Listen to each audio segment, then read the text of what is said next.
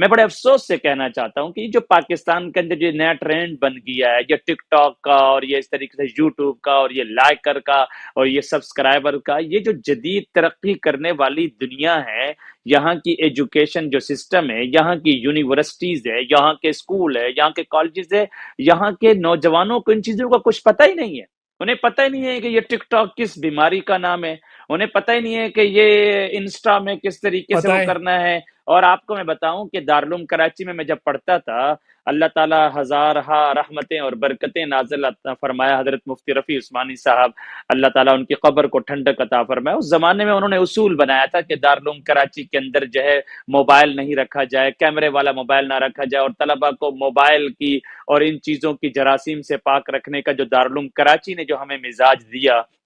آج اگر آپ اس جدید ترقی کی دنیا کے اندر دیکھیں تو یہی مزاج پایا جاتا ہے۔ ہمارے بچوں کے اسکولوں، یہ میرے اپنے بچے مختلف نوجوان یہاں اسکولوں اور کالجز میں جاتے ہیں، انہیں موبائل استعمال کرنے پر پابندی ہے۔ وہ اپنے اسکول کے اندر، اپنے کالج میں، اپنی یونیورسٹی میں اپنا موبائل جو ہے وہ لاکر میں رکھیں گے یا اسے بند رکھیں گے، اور اللیگل ہے کہ اگر اس نے اپنے موبائل کو وہاں پہ رکھا۔ اور آج آپ پاکستان میں دیکھیں تو ہمارے بچوں کا حال کیا چل رہا ہے۔ کوئی جو ہے مارکیٹ میں جا رہا ہے، کوئی لڑکیوں کو دکھا رہا ہے، کوئی اپنی بیویوں کو دکھا رہا ہے، کوئی اپنا جو ہے وہ